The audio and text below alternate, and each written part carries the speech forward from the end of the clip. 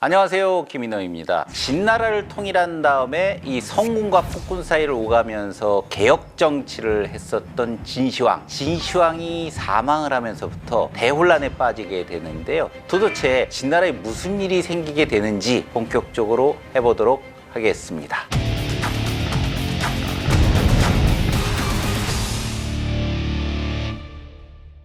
진시황에게 문제가 있었던 거는요, 딴 게 아닙니다. 하여간 워커홀릭이에요. 일 너무 좋아합니다. 전국을 싸돌아다니면서 계속 통치를 한다고 노력을 하고 있는데, 아니 자기가 그렇게 일을 열심히 하면 혹시나 싶어서라도 후계자를 미리 좀 정해놓으면 좋을 텐데, 문제는 진시황에게 아들이 너무 많다는 사실이, 아들만 한 20명 정도 되는데요. 제가 보기에는 마음속의 후계자는 장남, 부소가 맞았던 것 같습니다. 그런데 이 장남 부소가 계속 자기 아버지한테 이건 이렇게 하시는 게 좋겠습니다, 저건 저렇게 하시는 게 좋겠습니다 라고 이야기를 하기 시작하니까 아버지도 마음이 좀 불편한 데다가 주변에 있는 신하들은 또 눈치가 또 빤하잖아요.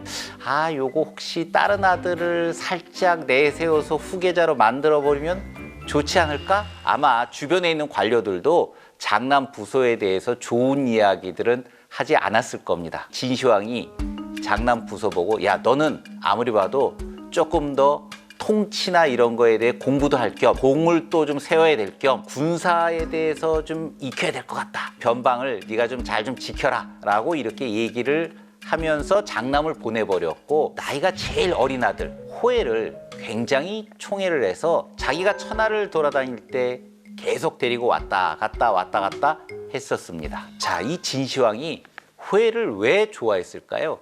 여러분들도 한번 생각해 보시죠. 댁에서 자식이 여러 명이 있는 집, 물론 모든 자식들을 다 사랑하긴 하지만 통상적으로 귀여워하는 자식은 누굴까요? 대개는 막내입니다. 저도 좀 경험을 해보니, 제가 좀 장남입니다. 아버지나 뭐 어머니, 특히 이제 아버지 입장에서 보면 장남에 대해서는 일정하게 믿음도 사실은 있습니다. 뭐 이건 심리학적으로도 그렇고 많은 이제 사회적인 연구를 통해서도 밝혀진 바긴 하지만, 장남이라고 하는 사람이요, 통상적으로 아버지와 이렇게 관계가 좋은 집들이 이렇게 많지가 않아요. 좀 무뚝뚝하고 책임감이 강하고 뭐 그런 경향들이 있어서 아버지 입장에서 보면 장남에 대한 기대가 굉장히 큰데 소통이라고 하는 측면에서는 잘 못하죠. 막내 같은 경우에는 그런 부분에 대한 부담이 별로 없습니다. 특히 막내는 어찌 보면 자기 입장에서 좀 더 많은 것을 얻기 위해서라도 이 소통을 굉장히 잘해요. 일상적으로는 그렇습니다. 진시황처럼 남을 믿지 못하는 사람, 굉장히 나름의 카리스마가 있는 사람, 그 앞에서는 아마 장남도 말은 하긴 하지만 조심해서 얘기했을 것이고, 호해 같은 경우에는 굉장히 와서 하고 싶은 얘기 다 하면서 아버지를 기쁘게 했을 거예요. 그러니까 진시황 입장에서는 이 나머지 아들들은 놔두고 호해를 주로 데리고 다니게 됩니다. 자, 이 진시황 같은 경우에 드디어 건강에 문제가 오기 시작하죠. 진시황 37년 됐을 때 사구라고 하는 곳에서 병이 악화가 됩니다. 사실 진시황 입장에서는 후계자로 세우고 싶은 사람이 자기의 장남이니까 자기 옆에 가장 가까웠던 조고라는 환관을 시켜서 장남 부소에게 보내는 편지를 만들게 합니다. 그리고 그 편지를 보내서 나의 장례는 네가 치르라 라고 이런 편지를 보내라고 하는 명령을 내리는데, 문제는 그 편지가 가기 전에 진시황이 먼저 죽게 되죠.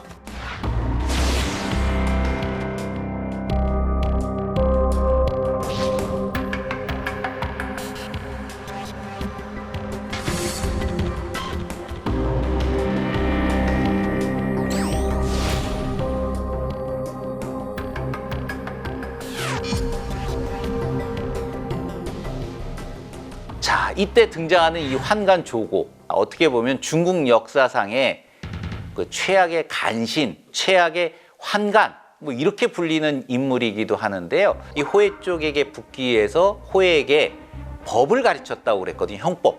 이 머릿속으로 계산과 통밥이 막 생기기 시작한 거예요. 본인이 편지와 옥새를 다 가지고 있단 말이죠. 내가 요럴 때 어떻게 하면 권력을 차지할 수 있을까? 혹시 권력을 못 차지하면 내가 죽지 않을까? 그 이유는 단순합니다. 장남인 부소가 황제의 지위에 오르게 되면 당연히 장남 부소와 가까웠던 몽염 장군을 승상으로 드릴 것이고, 그러니까 몽신의 집안이 권력을 갖게 되면 조고인 자신은 날아간다. 조고는 나름의 이제 머리를 굴리기 시작하죠. 그 머리 굴리는 게 간단합니다. 자기가 편지도 있죠, 옥새도 있죠. 자, 누구만 설득하면 된다? 오직 승상이었던 이사만 설득하면 된다. 문제는 당사자인 호해도 그렇게 만만하지는 않은 거예요. 사실 이제 호해한테 가서 먼저 얘기를 해야 되겠죠. 지금 현재 태자가 정식으로 임명되지 않았으니 왕위를 누가 계승할지는 모릅니다. 그런데 편지의 내용에 의하면 부소가 왕위에 오르도록 되어 있는데, 제가 보기에는 이거는 아닌 것 같습니다. 호해인 당신이 어쨌든 왕위를 차지할 수 있는 기회다. 여러분들이 볼 때 그 2세 황제가 됐던 호해, 그러면 뭐 만화 같은 데 등장하면 굉장히 좀 약간 바보스럽고 멍청하고 이렇게 그려져 있는데, 실제 사기에 그려져 있는 호해는 절대 그렇지는 않습니다. 호해가 이 조고의 제안에 대해서 처음에 거절을 하거든요. 뭐라고 얘기를 하면서 거절을 하냐면, 발군 군주는 신하를 잘한다. 현명한 아빠는 자식을 잘한다. 우리 아빠 진시황이 부소에게 황제 자리를 물려주려고 하는 건 나름의 이유가 있다, 이겁니다. 그거를 안 따르게 되면 나는 결국 불의를 저지르는 것이고, 부친의 뜻을 따르지 않으니까 불효가 되는 거잖아요. 남의 공로를 가로채니까 불능, 공로를 뺏는 것이 되기 때문에 이 자체가 결국 큰 도덕을 어그러뜨리는 일이다. 이건 따를 수 없다. 조고가 사실 머리가 굉장히 좋은 친구예요. 이미 아마 호해의 성향에 대해서 감을 잡고 있었을 겁니다. 그래서 조고가 거기에 대해서 반대하는 이야기를 하죠. 아니, 역사를 한번 보십시오. 이럴 때 꼭 꺼내는 게 역사예요. 하여간 역사 좋아하면 문제입니다, 문제. 여러분들도 역사를 잘 알게 되면 어떤 부분들이 있을 때 이 전례를 꺼내는 것이 상당히 도움이 돼요. 직장 생활에서도 꼭 무슨 역사적인 사례를 꺼내라는 게 아니라 과거에 있었던 어떤 사례를 가지고 얘기하면 설득력이 훨씬 더 있습니다. 이게 조고의 반대 논리가 바로 그거죠. 우리 앞에 있었던 은나라의 탕왕이나 주나라 무왕은 사실 자기의 군주를 죽이고 어떻게 보면 정변을 일으킨 군주거든요.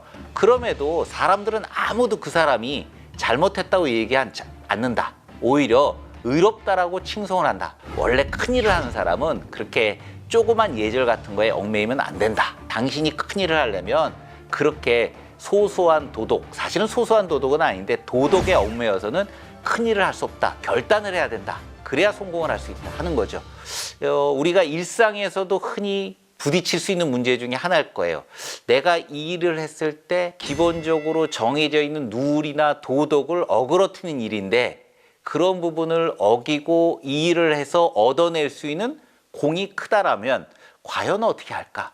보통 망설이게 되는 거죠. 조고는 어찌됐든 간에 호해가 갖고 있는 약점, 호해가 대의라고 하는 부분을 꺼냈으니까 그 대의라고 하는 부분의 논리로 똑같이 마주쳐서 그 논리를 깨버린 거죠. 자, 그러니 호해는 오케이, 그래, 네 말이 맞는 것 같다. 내가 맡아서 정치를 잘하면 되지. 이렇게 바뀐 겁니다. 다음번에 설득해야 되는 사람은 이사죠. 조고의 입장에서 보면 되게 쉬운 일입니다. 왜?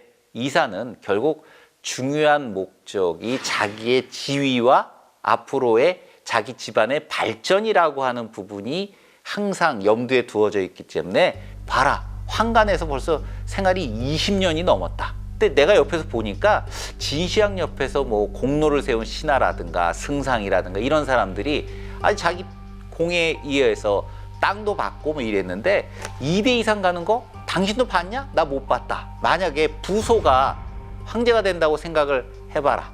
장남 부소 성격 아시지 않냐? 특히 목념을 승상으로 드릴 거면 당신은 권력에서 밀려날 것이고 언젠가 법으로 처벌받을 가능성이 크다.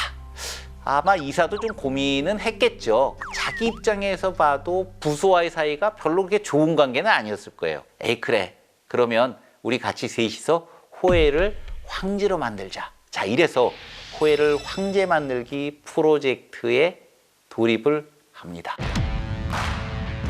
앞으로의 난관들은 그렇게 쉬운 게 아니죠. 일단 정통성을 확보하는 방법, 효를 지키지 못했으니 스스로 목숨을 끊어라. 거짓말일 가능성이 있으니 좀 기다려보자. 권력 의지나 욕구도 어떻게 보면 부족하다. 진시황의 죽음을 숨겨뒀었죠.